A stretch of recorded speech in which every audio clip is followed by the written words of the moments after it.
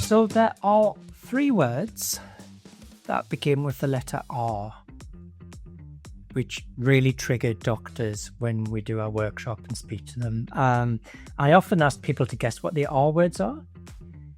They're reflection, rotors, and resilience. And people are very triggered by the word resilience because of the judgment. And we're going to talk today about burnout. And what I want to do, I want to demystify a few things, is there is a belief if you burn out, you must not be resilient. And actually what we know is doctors are vastly resilient. They've achieved so much. And really good, resilient doctors do burn out. Welcome to Why Medics Matter. And I'm joyed today to be accompanied by a good friend, a colleague of mine, but also a now internationally recognized author on the subject of burnout. So Claire, welcome. Do you want to just tell me a little about yourself?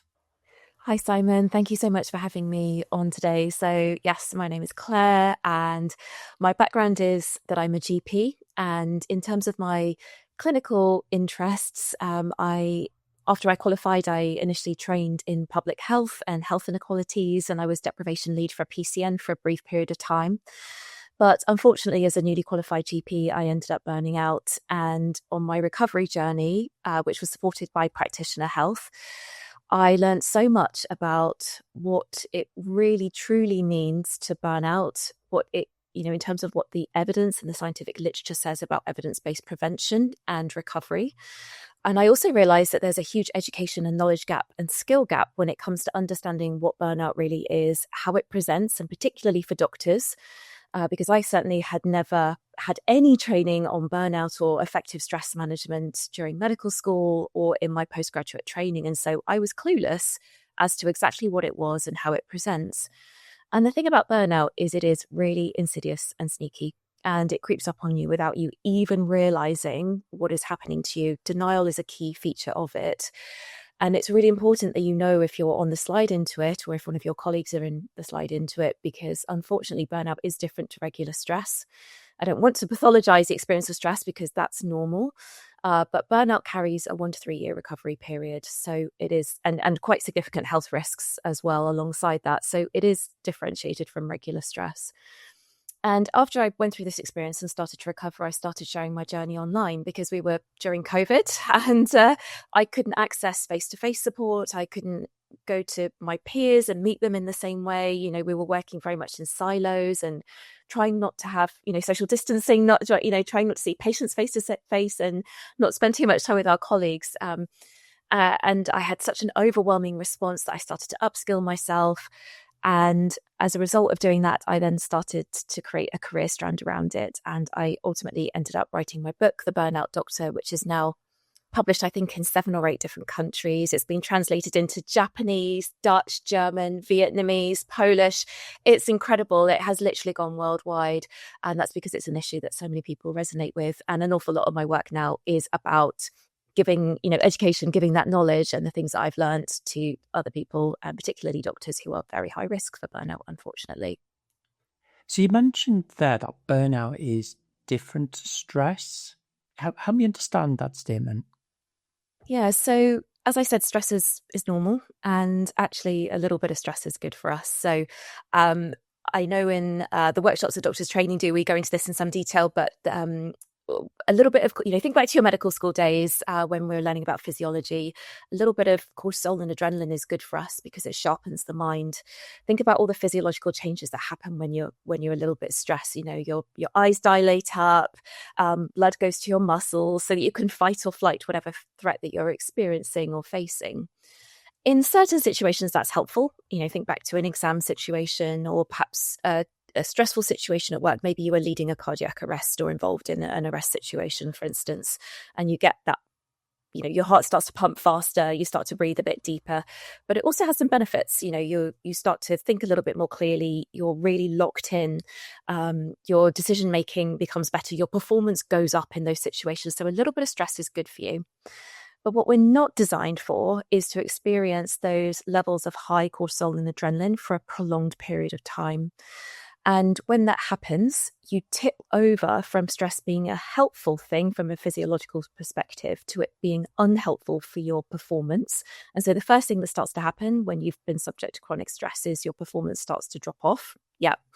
And then, unfortunately, if you continue along that road of being subject to continued and high levels of cortisol and adrenaline, then not only does your performance drop off, but your mental and your emotional health and your physical health start to be affected. And the thing about burnout is that if you end up there, not only is it a 1 to 3 year recovery period, and as you know, that's very different to regular stress because we all feel stressed at times and we're able to recharge by maybe going and doing something that we really enjoy, fills our cup up, a hobby, for instance, a weekend away, spending some time with friends or family. These things make us feel better and recharge us, and we can manage that stress. But with burnout, it takes over everything and you're unable to recover from it because of the extent of the changes that have happened to your brain and your body. And there are very real neurological and functional changes that happen in your brain as a result of burnout, and very real changes that happen to your body as well.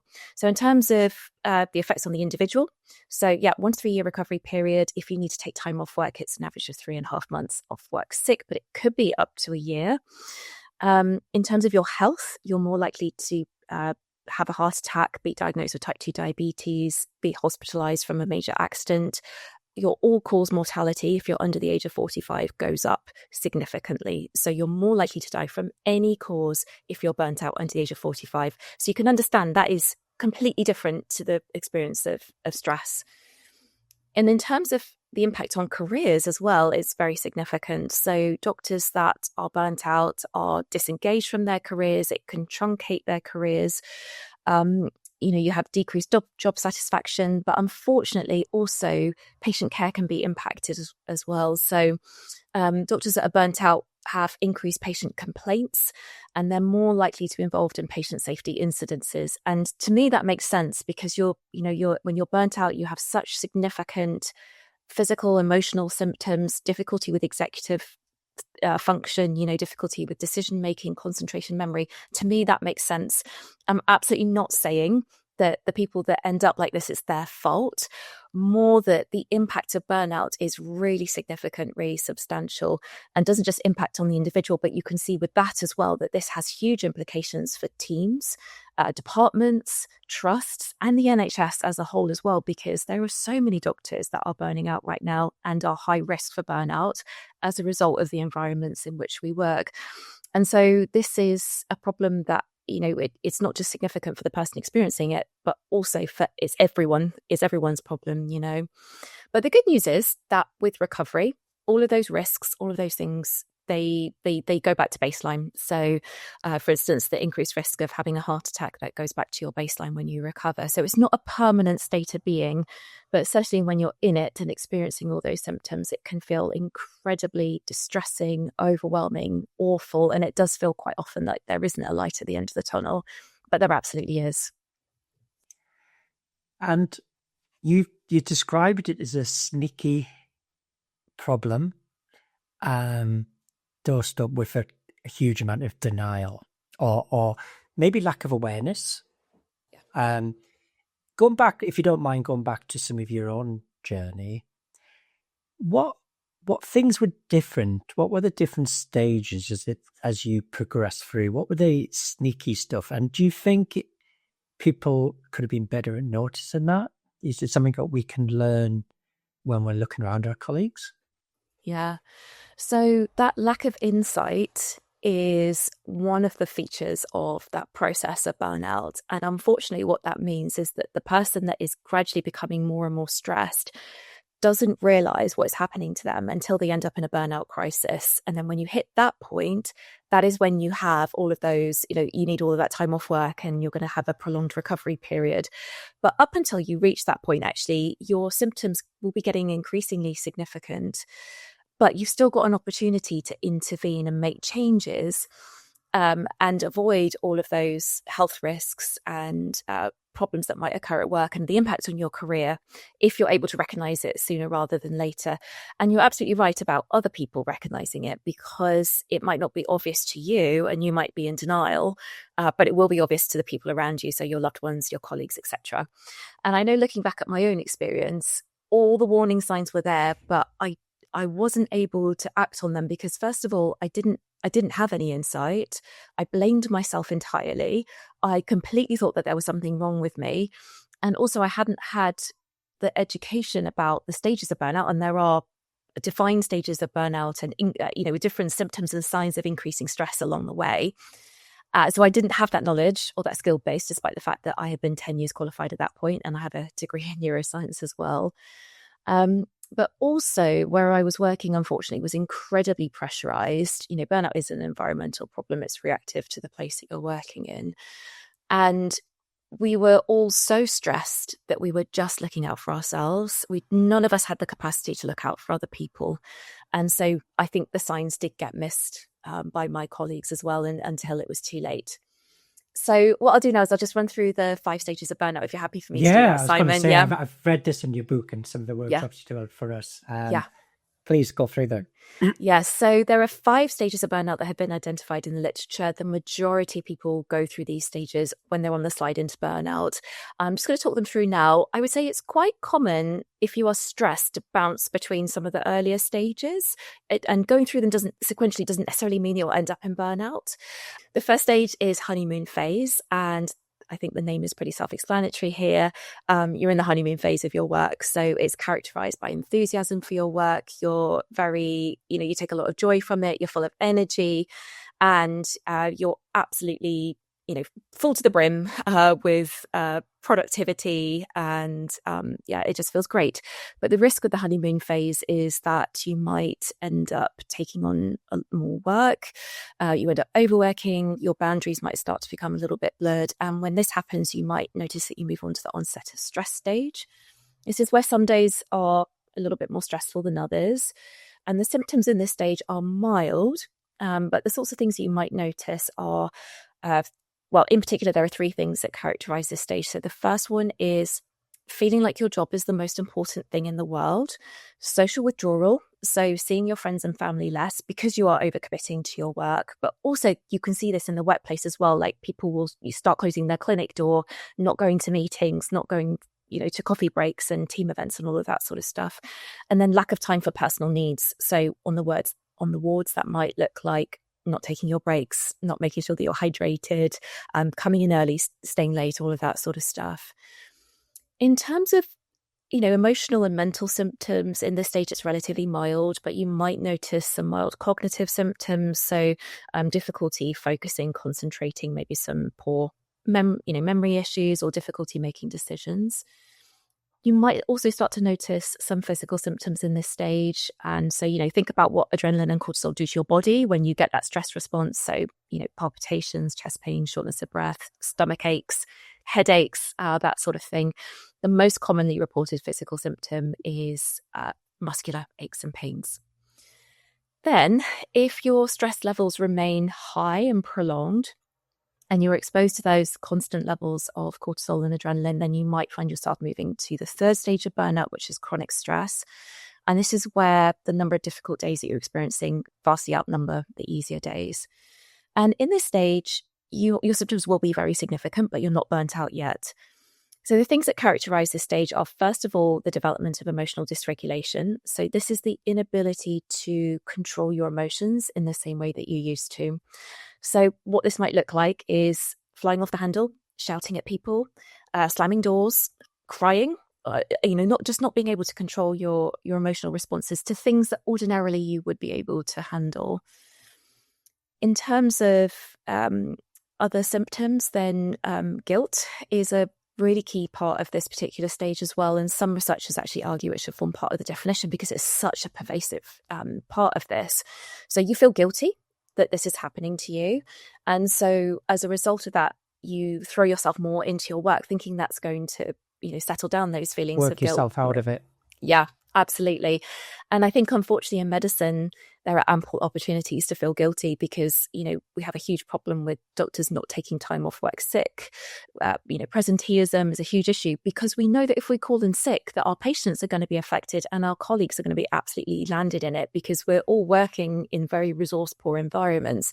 And so that stops us from taking time off when we need it.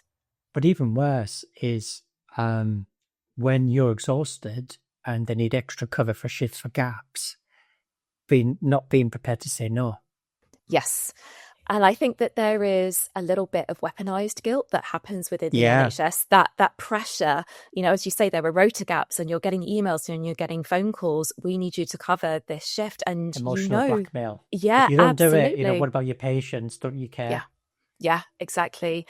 And so it's really hard to say no in those circumstances, even if you're really exhausted. But with burnout, this is a dangerous place to be because if you're not able to be boundaried and you're not able to bring down those cortisol and adrenaline levels by having some rest and looking at the root causes of your burnout, which is the stress at work, unfortunately, then you might progress to the next stage. That said, as I've said, these symptoms are very significant, particularly fatigue in this stage as well. And, all of the mental and emotional and physical symptoms will be very significant in this stage too. Now, some people do turn to alcohol and drugs in this stage in an attempt to self-manage the symptoms. Self-medicate. Yeah, exactly. And we know, with doctors that this is a big problem as well. And certainly, I think it was only a couple of weeks ago, there was an anaesthetist that very sadly took their own life, didn't they? Just having finished a run of really difficult shifts. And I believe there might have been some addiction issues there as well, or substance misuse issues. It's very common, unfortunately, in medics. The thing about this is, despite the fact that the symptoms are really significant in this stage, that it still will not be apparent to the person that's burning out. They'll still be in denial. That lack of insight is very real, but it will be so obvious to the people around them. So, if, there is a moment here still for intervention where you can intervene, direct that person to, signpost them to get help, whether from it's medical help or psychological support or time off work, and avoid ending up in full-blown burnout, which is the fourth stage. And this is where you basically reach critical exhaustion levels that make it very, very hard to cope with work demands. And so you'll be experiencing a continuous sense of failure, powerlessness, despair, disillusionment, despondency. It's a very, very distressing place to be when you're in full-blown burnout. Apathy is the core emotion at this particular stage. So when you get very burnt out, you stop caring. You basically become really numb to the work and to the pressures. But also conversely, at the same time, you're feeling incredibly distressed by it as well. It's a very difficult thing to explain if you haven't experienced it yourself. And, the physical, emotional, mental symptoms will be disabling, debilitating. Just think of all the patients that you've seen in mental health crises. The chances are you'll be ticking pretty much every single box in this particular stage of burnout. But chances are you're probably still going to work. Yeah. And this is what burnt out doctors do until they cannot physically carry on. The fifth stage of burnout is habitual burnout, and this is characterized by the inability to recover and the need for expert help. And burnout, interestingly, is not considered to be a mental health problem because it's reactive to stress, and the World Health Organization views it as being the normal physiological response of being subject to high levels of cortisol and adrenaline, which personally I find very freeing. And that certainly helped me when I found this out. It alleviated some of the guilt and the burden that I was carrying around burning out. And yes, oh my gosh, so much shame. And actually, that was really helpful for me to understand because I was like, oh, I couldn't control this. This wasn't within, the things that happened to me. This is just my body's normal response to it, right? So it's not considered to be a mental health problem, but if you do have a mental health problem, it's likely to be depression, and it's most likely to develop in this particular stage. But by the time you reach this stage, you cannot recover without expert help. And this is a stage when most people are physically and mentally unable to carry on. And so this is exactly what happened to me. It took about 6 months to go from feeling well to ending up in a burnout crisis. But the day that I realized that I was in over my head and it was controlling me was the day that I had my first panic attack. And I'd never had one. had sailed through medical school and my postgraduate career up until that point. And I genuinely thought that I was good at handling my stress. And I was in such denial. But, in that slide, I knew there was something wrong. I couldn't put my finger on it. I blamed myself entirely. And that day that I had that panic attack, I was like, oh my God, like it really hit me like a ton of bricks. I was like, I'm in over my head. This is controlling me now. I cannot control this. And I was like, oh, insert swear word. What do I do? Like, where do I go now? Like, I had no idea what I needed to do next. But I ended up self-referring to Practitioner Health, and that was the start of my recovery journey. If what we're talking about today is really resonating with you, you want to learn more, you want to apply some of these strategies, book on one of our courses. We run workshops for organizations, but you can now book for yourself. You can join one of our Beating Burnout workshops with our experts. We'd love to meet you face to face and have a real-time conversation. I think a lot of people know about Practitioner Health now, but there are a lot of people who don't know about it. Who are they? What do they do? Yeah, so Practitioner Health is a service that is commissioned, I believe, for NHS England. And there are some other parts of the country that they cover, but it just depends on funding. So at this particular point in time, I'm not 100% certain of which of the devolved nations are covered by it. But basically, they provide mental health services for UK-based doctors, and they have a team of GPs and a team of therapists involved. You can self-refer to them. If you just go on their website, Practitioner Health, you can click the box that says, I want to self-refer, and then you fill in all of your details, and then they will triage you. And then you will be contacted with the next steps. And obviously, they will let you know what they feel is the most appropriate thing based off the symptoms that you describe. So when I went through it, I was allocated a GP. So I had a named GP looking after me. And then they stayed with me for the 6 or 7 months I was under their care. I was also allocated a therapist, and I worked with them. I had 10 sessions of CBT and acceptance and commitment therapy. And that was life-changing. I cannot tell you the transformative effect that it's had on my life. I'm not going to lie. I was skeptical going into it, but I felt so desperate. I would have done anything at that point to get better. And so I engaged with it, and I was just blown away by how much it changed my life. And I was nervous when I was discharged about how I would be able to maintain my recovery. But everything that I learned with my therapist, I've been able to use on the regular, and it's kept me really well since. And obviously, I have made changes to my career as well, which has helped significantly. But that, in conjunction with the therapy, I mean, absolute game changer. And they do discuss cases within an MDT. So the whole team will be aware of you and what's going on with your particular case, because obviously they do take on cases that are high risk for adverse events like suicide, for instance. They can prescribe antidepressants, and they can do sick notes as well. So they're a fantastic service, absolutely brilliant. And what I've heard is that level of confidentiality and support. I think a lot of people are nervous about going to an employer. To occupational health. Yeah, and I felt, actually, one of the things that I felt, but I mean, working as a GP, I didn't have access to occupational health. That didn't exist. So that wasn't an option for me. The other option I had at the time was my own GP, but I cannot tell you how much shame I felt. And I could not bring myself to go to my own GP, who I knew would be working under similar stresses, and tell them that I wasn't able to cope with the job that they were sitting there doing. By the way, my GP surgery. Yeah, yes. Now, you think you've got it bad? You want to do my job? Yeah. And I realise it sounds silly saying it. My GPs are lovely. I have a great relationship with my surgery, and they've always offered fantastic care, and they've been very non-judgmental. And I have no doubt that if I'd gone, they would have been wonderful. However, I just couldn't bring myself to do it. I was so ashamed. And so for me, Practitioner Health really were the best place for me to go. And that relative anonymity was actually really comforting to me.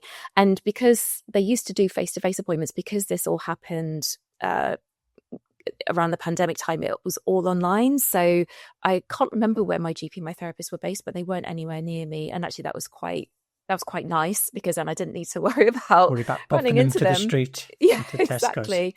Yeah. Fantastic. So we've touched on quite a bit here about what's happened to you and what support you can get. And we'll maybe put some of the links to Practitioner Hub in the show notes. But going back a few stages earlier, in those of, I'd describe the honeymoon phase is what I see in a running club. So I'm a run leader, and we see all these new runners come and join us, and they're not very experienced, but they see big improvements quickly, and they overtrain. They always overtrain. And you go to them and you say, if you carry on with the projection you're on, you're going to get injured. And I would say 99% don't listen. They don't believe you. So they carry on pushing harder. And then the break. Inevitably the break. They maybe stretch for something too far. If I would do a marathon the first year. And those runners that learn, they've got to break. They've got to discover themselves. Unfortunately, with a lot of this, we can tell people you're working too hard, you're doing too much, but until it actually affects you, there are those that learn and never get injured again, and those that repeatedly. Is there any messages or advice we can give to, I'd call it the new runner, the person that is in that new role, they're really excited, they're in that honeymoon, they're moving to the next into chronic stress? You know, we talk about resilience training, which clearly does not impact. What works in those early stages? So I think, first of all, having an awareness of when stress is getting too much for you. What are your early warning signs of stress overload? Absolutely essential.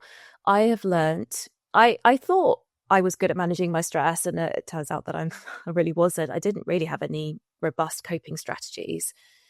And now I have an awareness of my own early warning signs. And I know the minute that my sleep starts to get disturbed, the minute that I start having nightmares, the minute that I start getting really irritable and snappy with my family, that is when I need to take a step back and go, do you know what? There's something that needs to change here. Yeah, exactly. And that's a skill that has to be learned, because we're not taught it as doctors. And the trouble is that personality-wise, a lot of us are very similar. So we're all high achievers, and we push ourselves, and we love our job, right? And we care very much about our patients. And we quite often push ourselves to work really hard for our patients, because that's ultimately what we want to do. And that's what we've trained to do, without thinking about ourselves. And it's hard to do that especially when you're a people pleaser, or if you've been conditioned as we are to be there for others. But it's absolutely essential that you have an idea of your early warning signs of stress. And then after that, you then need to know, well, if I'm starting to get a bit more stressed, what do I have within my mental health toolkit to bring me back to feeling a little bit happier? And this is different for everyone, but it might be things like having some boundaries around taking your work home with you, for instance. Making sure that you're not checking your emails after a certain time at night, or not taking on an extra quality improvement project whilst you're going through a really difficult time at work, that sort of thing. It might be about having some time blocked out in your diary for genuine rest, and activities that fill your cup. And we know that activities that are creative in particular and get you into flow state are really helpful for recovery and bringing down your cortisol and adrenaline levels. So, anything that gets you there, learning an instrument or playing an instrument, singing. I do sewing. That's how I get into flow state. So flow state, absolutely brilliant. So that's when you're so absorbed in a creative activity that time passes without you even realizing. And that's really a really healthy thing. And then the other thing is, who do you offload to? Because when it comes to burnout prevention and recovery, having a supportive network is one of the best things that you can have to both prevent and to recover. So it's really important that you've got a group of people that really get the pressure of the job and are a safe space to offload. Because the last thing that you want is to, go and, offload about something that's happened at work, and then for it to get back to a manager, and then, it to come back to bite you. That's not what you want. What you need is a group of people that you can just go to and say, I've had a really difficult day, and for them to just listen without judgment and just say, I'm really sorry, I'm here for you. This is really tough. What can I do to help?